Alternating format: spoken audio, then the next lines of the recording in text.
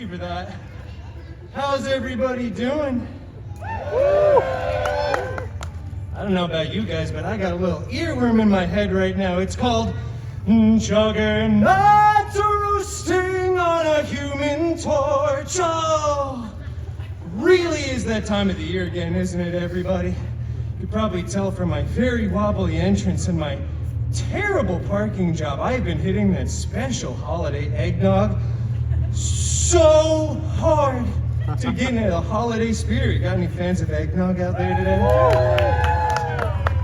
Okay, several more children, and that's probably safe, but well, how you doing, sir? They're waving at me in the front row.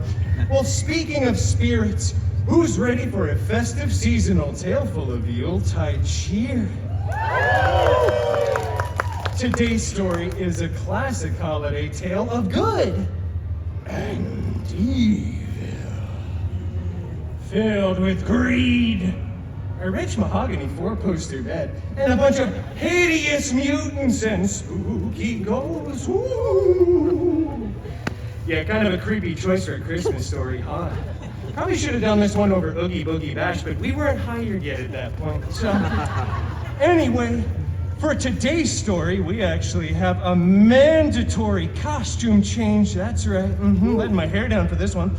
Just put this on my little Merc on the woodwork here. Why do we have a costume change? It's because for this story specifically, we travel back in time, all the way back to jolly old England for our dignified holiday tale written by Sir Mr. Charles Xavier Dickens. It's called A Christmas Carol. Cool. That was an applause cue, everybody. Come on. Wow, so genuine and unprompted. Thanks, everybody. You know, I'm pretty excited about this, too, I'll admit. It's very rare that I get to sink my teeth into something as holly and jolly as a festive seasonal tale, you know?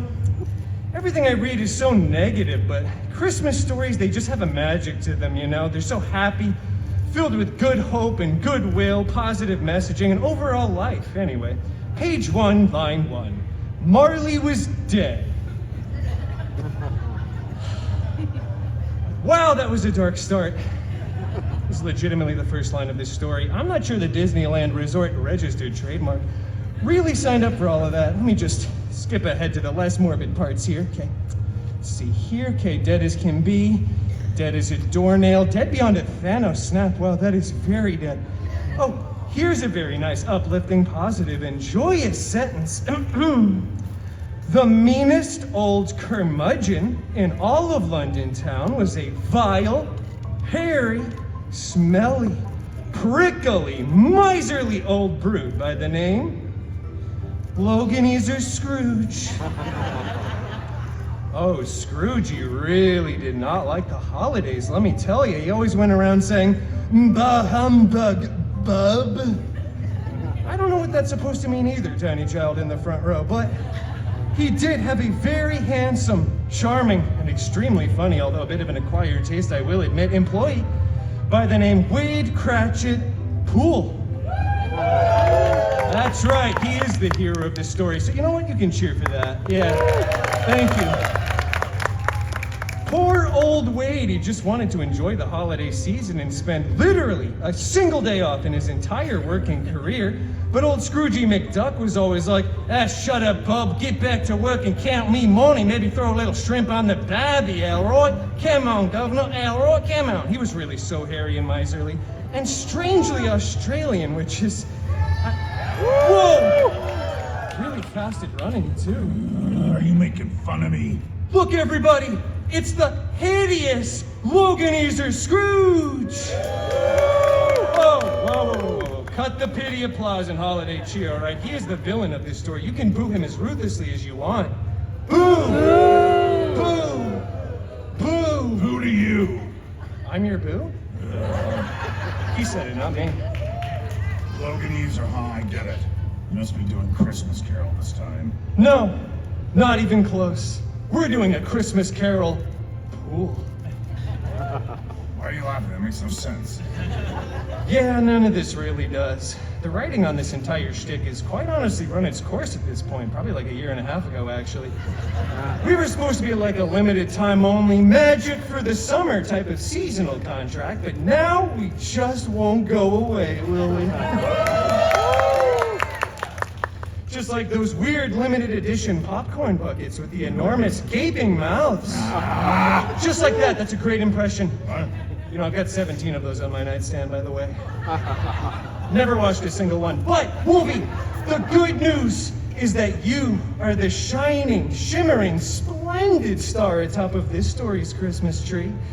You got way more lines in this one, buddy. Here, have a seat. I don't think so. What? Oh, come on. Don't we want to see Wolvie join us for a special holiday treat? You have them boo me and now you have them cheer me? You're a manipulator, but fine, I'll do it. I'm not singing any carols. All right, we'll see about that, you little grunch. That's right, I said grunch. I don't want to get Dr. Seuss, okay? All right, let's do this. Now sit. Good, Wolfie. Just go ahead and get started there. Okay. Marley was dead. Well, that's dark. Yeah, super dark start. We actually kind of plowed through that already, though. Let me just give you the Spark Notes version. Okay, so Loganezer Scrooge, that's the character that you're playing, my very strong friend. He's visited by one of his dead partners, one of his ex-partners, if you will. Oh, come on, he was in X-Men. Anyway, he tells him, thank you for the pity claps. He tells him that he'll be visited by more ghosts who will herald his beginning and herald his end. Well, And I guess we all know the story, all right? So Scrooge is visited by the first ghost. He says, you gotta deal with the past. Second ghost shows up. He says, you gotta... Whoa, slow down there, Peanut. Let's draw this out a little bit, all right? Slow down.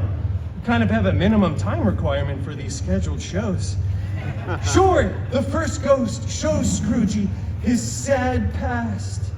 His sad origins, if you will. Well, that's like 6 people that saw that movie. Okay. New record.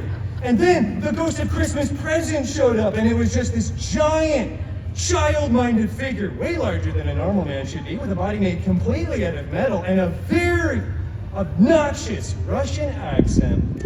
Sounded a little something like this.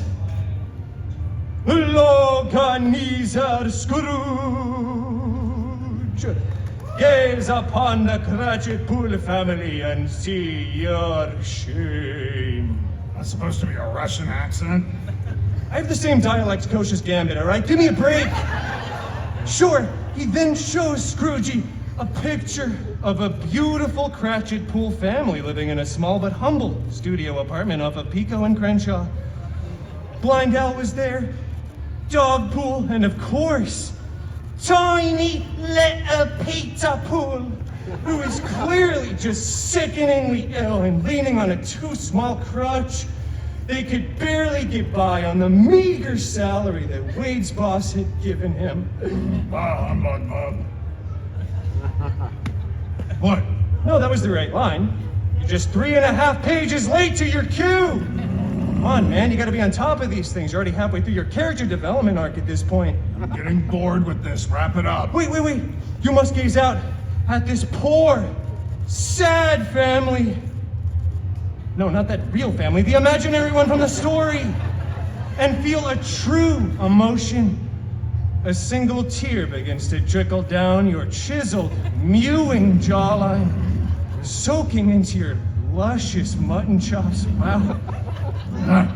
This is a really weird Christmas tale. It is weird, isn't it? Just wait till we get to the cemetery scene. Okay, let's make this simple. So, Ebenezer is visiting... Loganezer. What? Loganezer, that's you. Scrooge. All right, fair He's enough. visited by 3 ghosts who tell him he needs to keep the season in his heart all year round. Little Tiny Tim... Tiny little Peter Pool. Oh, my neck. Tiny Peter Pool doesn't die. Scrooge pays to get them all healed up. They become pals. And find Loganezer. He's true to his word and he's a better man. Well, basically, this story tells us we should be kinder to our fellow man. And we should use the season to remind us of those less fortunate than us. And just all around, be less of a jerk.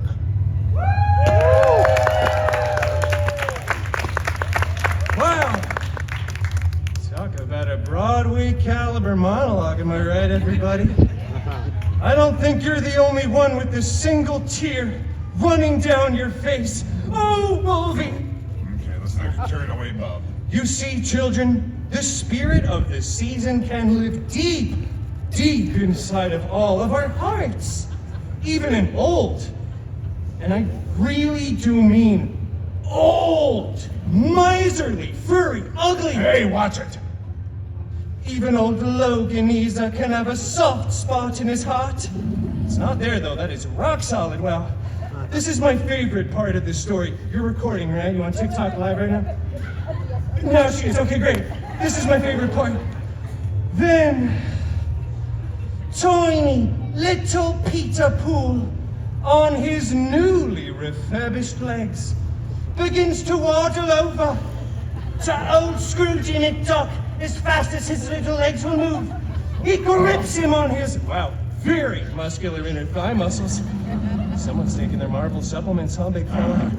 And exclaims for all to hear, "Oh God of thunder, bless us, everyone." Everyone cheer so I can stay in this position. Come